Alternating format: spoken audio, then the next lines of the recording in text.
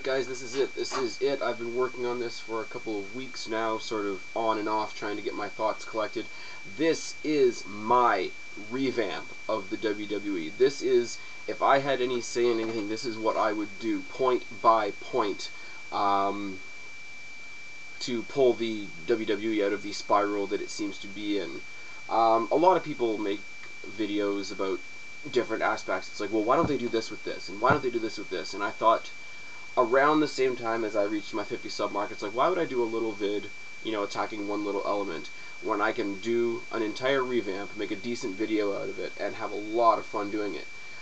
Basically, I had 3 pages of notes up until today, and I've managed to compress them onto 1 page. The clipboard is right there. I've got my cheat sheet, so I'm not just spewing off the top of my head, so that this is not a ridiculously long and intertwining ramble. So here's hoping that doesn't happen. But here we go. First and foremost, and I know I'm going to say this, actually, I'm going to say this before I get started. There's a lot of stuff on here that nobody's going to agree with me on. I'm fully aware of that going in. Those of you that don't, you know, always toss your 2 cents at the bottom. I will not be offended. I will not. I won't hate on you for not agreeing with me if you don't hate on me for not agreeing with you necessarily. So the whole idea is to get a conversation going, is it not? So point 1 is to get rid of all boss characters in the WWE. The last time a boss character made a legitimate contribution to the wrestling industry was the height of the McMahon-Austin feud. After that, in one way or another, we've always been concerned with the fight for power and who's in power and who's making the decisions, and it's always taken up, even the ones that were really good at it, it always took away from the product in one way or another, because they were up there blabbering or arguing with somebody while somebody else who deserved to have TV time and have a good match wasn't getting it.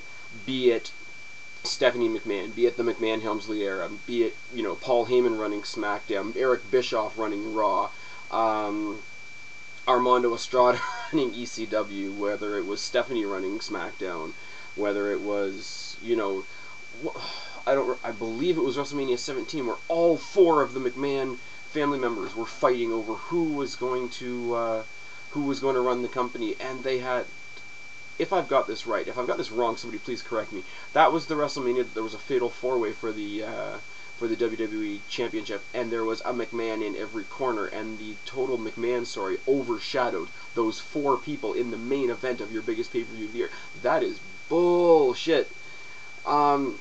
The other thing is, too, it is because there's always been bosses intervening and interrupting and stuff like that, the art of the face-to-face, one-on-one, really, really awesome promo, which is, I guess, starting to come back with sort of like the Punk and Cena interactions of the past little while. That was gone, and it's been gone for a long time, because before anybody could come to blows or come to a head, there was always, you know, Teddy Long coming down, oh, we can't have this, we'll have a match later on, but we can't have you guys, you know, sitting here and cutting a ridiculously good promo now, because then I won't have anything to do. So yeah, point 1, get rid of the boss characters. They were good for a time. I think that time has passed with Vince McMahon. In all due respect, move on. Let some people that might not necessarily get on the show get onto the show. Point 2, unify back to one roster. And this folds out into several of my other points. But unify back to one roster. The main criticism that a lot of people here in the YWC comment on a lot, be it Raw, be it SmackDown, be it, you know, even over in TNA, but mostly Raw and SmackDown, is we're seeing the same matches over and over and over again. You know, people were pissed off that we saw Christian and Orton like 4 months in a row. People were pissed off that we were seeing Miz and Alex Riley for 3 weeks in a row on Raw. People were pissed off, I don't know, that Cena was always in the main event, always, and stuff like that. And we're seeing the same rivalries, and the same people at the top, and the same people in the middle, and the same people going nowhere. That's because there's really, when you divide the roster in half, there's not enough of a roster for people to really make any headway with. You put them back as one roster, you would have more chances for diversity, more chances for people to have multiple issues with multiple people. It's unrealistic like, if you want to suspend your disbelief for a second or two and pretend that WWE is actually real, you can't be in a company where everybody wants to kick the shit out of everybody and only have a problem with one person at a time, isn't it? It would be more realistic to say, you know, I've got this issue with this guy and this guy and this guy, but I've got to put that aside because I got to deal with this guy right now. And you could have that if WWE went back to one roster. Next, if you did go back to one roster, have Monday Night Raw 3 hours. They prove whenever there's a special occasion or they create a special occasion that they can do it. WCW was shit by comparison, and they proved that they could do it every week. Combined roster, you definitely have enough talent to spread over the show, and yeah, more viewing, more, I don't know, more ad space, more revenue for the company, whatever else you want to say. A better show, and people will come back seeing a week-to-week show that's the same, not the same caliber as a pay-per-view, but the same enjoyment value, and a lot more time to spend ramping up for your pay-per-views, right? Only good things could come from that. SmackDown, my next point, put SmackDown back on Thursdays for 2 reasons. I mentioned this in my last video, in my Q&A. Moving SmackDown to Friday nights was, I think, one of the most ridiculous things the WWE ever did, in my opinion. Even back when it was on Thursday nights, it was filmed on Tuesdays, so they didn't change anything to their touring schedule, arrangements, whatever like that. The show was still being filmed on the same day. All they changed was what day it went on. And I don't know whoever told them that it was a brilliant idea to put it on a Friday when people are trying to kickstart their weekend, when people are trying to either crash because they've had such a busy weekend, or get out and do something, or get out and embrace the world because it's the weekend. I'm one of the biggest wrestling marks you'll meet, I will fully admit that, but you know what? SmackDown is what I do if I can't find anything else to do. Or it's what I watch on my phone on the way back from whatever I'm doing. But if I'm watching SmackDown on YouTube on my iPhone, they're not getting the ratings they're looking for, are they? I'm pretty sure that's why they're doing the Super SmackDown next week. I think that's a test pattern. A, for SmackDown being live as opposed to being taped, and B, for SmackDown just not being played on Friday. I think they're going to see that, and I think if it gets the difference in numbers that I'm thinking that it's going to get this coming week, I think we could see that change. Quite honestly, out of everything on my list here, I think that's the most likely to actually happen. Next point, have one world champion. I mean, during the CM Punk and John Cena scenario that we've had over the past couple of months, they pointed out, the commentators and everybody else pointed out the ridiculousness of having 2 world champions. Well, realistically, WWE always has 2 world champions. So to have 2 or 3 people all saying they're the best really means none of them, theoretically, are the actual best, because if there's 2 bests, neither of them are the best. Have 1 world championship. And I go along the lines with most other people in the YWC in saying that if we got rid of 1 world title, it would be the world title and keep the WWE title, because WWE title's been around forever, and the world title was fabricated by Eric Bischoff on Raw for Triple H out of thin air, hoping that people would, you know, give it the backing and the history of being the WCW title.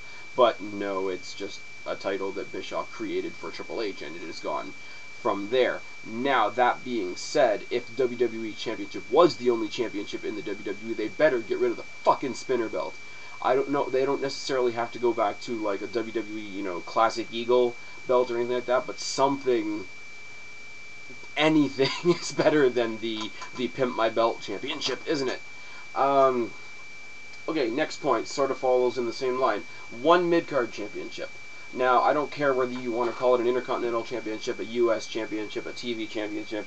They need that 1 mid-card stepping stone title, because, as it's been pointed out in recent weeks on television, whether they were talking about the US or the Intercontinental Championship, it has been a stepping stone. It has been the next logical, okay, you've achieved this, now we're going to let you try and achieve this.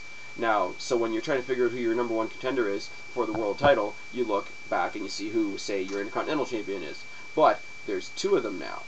There's the US Championship and the Intercontinental Championship. Solidify those into 1 championship and have some sort of structure set up where within this much time of somebody becoming a new, whatever you call the mid-card champion, they will be next in line for a world championship. I believe they did this, if I recall correctly, they viewed it a little more like that in WCW, and that was one of the things that I really liked about WCW, is it showed natural progression from being a nobody to, being a low-carder, to being a mid-carder, to being the mid-card champion.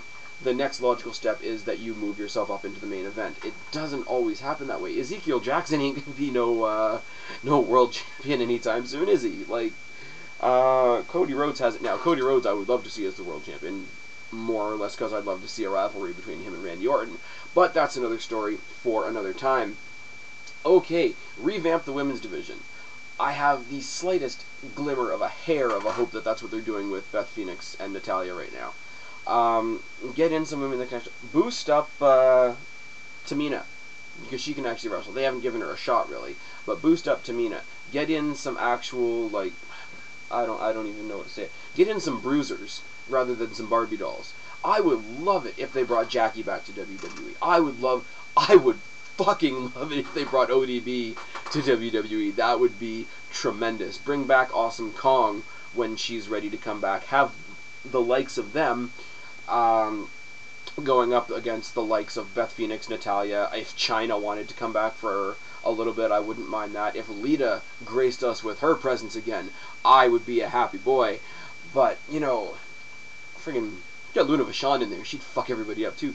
Like, there's so many legitimate women's wrestlers who've been in the past. There's no reason that it has spiraled downfall and this far, this fast, is it really? It's only because, the guys that are doing talent scouting for the women's division are thinking with the wrong head. So, part of that revamp of the women's division would, in all honesty, I believe, get a former women's champion, prominent woman that used to be in the WWE. My first thought would be somebody like Lita or Trish Stratus or something like that in the talent relations area, and leave them in charge of that division. Because I think somebody that's come up through it would be the only one that would run it properly, if that makes sense. Very, very, very similar thoughts to the tag team division. Revamp the tag team division. They've got one good team there in the Usos. They've got another good team in the team formerly known as New Nexus. Now it's just Michael McGillicuddy and David Otunga. They are starting very slowly to develop a personality and starting to develop looking like a team a little bit outside of the moniker of being the New Nexus, getting away from CM Punk and Mason Ryan and all that bullshit. You had Heath Slater and Justin Gabriel, and they went their separate ways. You've got this new team of Bourne and Kofi Kingston. What I would love to see, and again, I hate to steal from TNA, I would love to see Beer Money or Motor City Machine Guns come over to WWE, dominate for a while, have a bunch of teams, like smaller teams, more unknown teams. Supposedly there's lots of really, really good tag teams in ROH, which I am not yet familiar with, unfortunately. But have somebody big like Beer Money or Motor City Machine Guns, who are legitimate, respected tag teams in their own right, have a bunch of smaller teams come in, try to take them down, and slowly have one smaller team, build up and eventually topple the big team. And that's the kind of victory story that rebuilds your division. Again, I would say, if they weren't still wrestling or something like that, get Road Warrior Animal or the Dudleys when they one of the Dudleys when they retire, or somebody like that leave them in charge of just the tag team division, because they know how it should be. Don't run your tag team division like every tag team match is 4 singles wrestlers in the ring, because that's basically what WWE does. And it's a mentality issue, and I think it's legitimately a mentality issue, because a tag team specialist, like somebody like a Road Warrior Animal, like somebody like, I don't know who else I can come up with off the top of my head, but like Bubba Ray or Devon, once they retire, give them a job in the creative team, and they would know it because they've lived it. That's what I will say about that. And I will say that once again about the Cruiserweights. Now, people have heard me shit hard on Rey Mysterio the past little while. And it's not because I don't respect Rey Mysterio, but I honestly think, in my heart of hearts, as a fan, as somebody that used to be a fan of Rey Mysterio, his time in the ring is done. I'm sorry, it's my opinion, and breaks my heart to say it, because Rey Mysterio in his heyday, and I hate to say this, but his heyday was the Cruiserweight Division in WCW, when he could show what he could do against other guys like him, was absolutely fucking phenomenal. Phenomenal. I was so excited back in the day when WWE signed him as a talent. But since then, not only has he been up against nothing but big guys, because WWE has a hard-on for his biggest little guy in the fight persona, but he's got his ass busted up over the years, and he's slower, and he's not what he used to be. Let him go out now while he's still got some semblance of some fan following behind him. Let him retire now. Put him in charge of a Cruiserweight division. Put him in charge of guys like Evan Bourne, Sin Cara, Justin Gabriel, Tyson Kidd. I could go on and on and on. But use somebody that has been there, has done the Cruiserweight thing, you know, and reach out and grab some luchadors, grab some X Division guys from TNA, because you've got the paycheck to do it. Bulk up that division and make it special. Don't just have a guy like Evan Bourne trying to make it with other big guys, because it doesn't look realistic. Either he gets squashed, in which case nobody cares, or he wins, in which case the unrealism of it punches you in the face. I'm sorry, but that's how it is.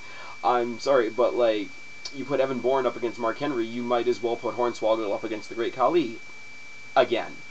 But yeah, bring back the Cruiserweight. Bring back some diversity. You need women's wrestling, you need tag team wrestling, you need Cruiserweight to diversify your product, and get off the stick about the only guys that are going to make your company any money are the big, jacked up steroid pump fuckers. Because those are the ones that nobody cares about. I hate to tell you. Next, put Money in the Bank back at WrestleMania. Money in the Bank at WrestleMania is epic because of the combination of two things. A, it's an awesome theory. Awesome, awesome theory. Any ladder match is awesome. The idea that they're fighting for a shot, the idea of what they're fighting for in the match, like basically they write their own ticket after they win the match, the idea that it's a ladder match in general, and the fact that when it was at WrestleMania, they picked and chose hard who was in the match. All those elements together made it great. Now that Money in the Bank has its own pay-per-view, not only is there two of them, which makes each match by itself feel less special, it's not WrestleMania, so WWE slacks off hard as to who goes in the match. It's like, whoever's not doing anything right now, this is the guy that's going to win the match. We'll surround him with everybody else that's not doing very much. Like, the first Money in the Bank pay-per-view, when Big Show came in with his custom-made ladder, I sat there thinking, okay, honestly, I can appreciate some tacky shit, and I can appreciate some customized, shit. Everybody loves Steve Austin's Smoking Skull Championship, but Big Show does not get his own custom ladder. That's bullshit. I guarantee you that wouldn't have happened if Money in the Bank was still at Mania. I don't want Money in the Bank to go away. Please don't misunderstand me. I think Money in the Bank is special enough that it deserves to stay at WrestleMania. And we deserve to see WrestleMania caliber talent in that match with how much we look forward to that match. So that's that. Spread out your pay-per-views. Have a pay-per-view every other month. A, because it gives you a lot more time to build up to each show, and B, it eliminates all the bullshit and shenanigans and twisting and turning between the Royal Rumble and WrestleMania. Royal Rumble is supposed to set the scene for WrestleMania. But right now, it's WrestleMania. At the end of Royal Rumble, it's like, this is what WrestleMania looks like. For now. Until we fuck it. Until we piss on it. Until we change it into something completely different. So yeah, pay-per-view every other month. Because if you had a pay-per-view every other month, you could have a longer pay-per-view, you would build up more feuds that more people would be paying more money to see, and I honestly, in my heart, believe you'd make more money in the long run, WWE. You'd have more people actually willing to pay for your product than sharing streams over YouTube, like some of us do. Big point of controversy for some people, but bring back King of the Ring. Bring back King of the Ring. It's the only tournament-style thing in wrestling, in WWE anyway, that had any momentum and had any meaning behind it. The argument, of course, in recent years has been anybody that won King of the Ring didn't really go anywhere from there. And obviously you can point out the biggest obvious exception to that would be Steve Austin. But my idea to sort of latch on to that would be, the two biggest pay-per-views of the year are WrestleMania and Summerslam. If Royal Rumble determines the #1 contender for WrestleMania, why not have the King of the Ring determine the #1 contender for SummerSlam? It would encourage a prolonged storyline. It would encourage something a little more thought through than, hey, we've got SummerSlam next week, let's decide who our #1 contender is.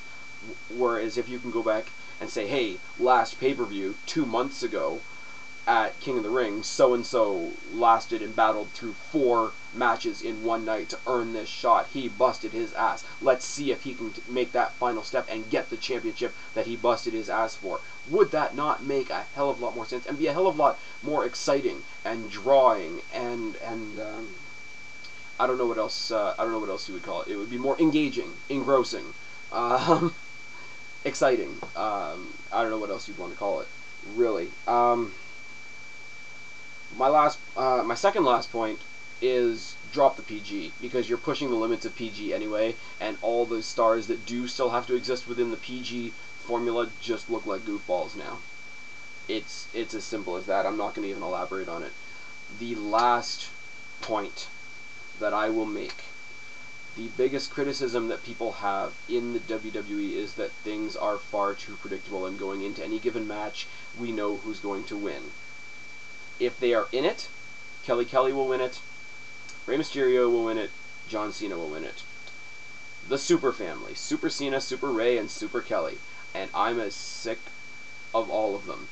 Kelly is the personification of what's wrong with the Divas division, which I've already spoken about. John Cena is John Cena. Enough said. And like I said, I have a hell of a lot of respect for Rey Mysterio, but his time is done, and he needs to step aside so that the people that can still go like he used to can have a shot. Now, my theory on this, if WWE wanted to test this, have some kind of storyline where all 3 of them get injured. My suggestion, 3-on-3 intergender tag match. Cena, Rey Mysterio, and Kelly versus CM Punk, Randy Orton, and Natalya. Have those 3 heels or whatever. You know, CM Punk gets a super GTS on Rey. Randy Orton gets a super RKO on Cena, and Natalya, breaks Kelly in half. Put the 3 of them on the shelf. Not forever. Don't get rid of them. Don't get them out of a job. I'm not saying that. But just put them on the shelf for 3 months. Let them go do something else. Let Cena go make a movie. Let Rey go spend time with his family. Let Kelly go be a hooker or something. Get rid of the 3 of them and just watch how many more people tune into your product, because they don't have that. Why the hell am I going to watch it? Because Rey, Cena, and Kelly are going to win all the time. Really kill the Super Family for 3 months and just see how much your ratings go up, because I believe there's no way in my heart of hearts that I can believe that would not drive your ratings up hard. Might sound a little mean, but it's the last point, so I thought I'd go out on a bang. So yeah, this has been how I, Spaz Phoenix, would revamp the WWE. It'll never happen, but it's fun to dream, isn't it? I've been Spaz. Subscribe up there, talk down there. I'm sure you've got something to tell me. Start a conversation, and I will talk to all of you guys later. Bye.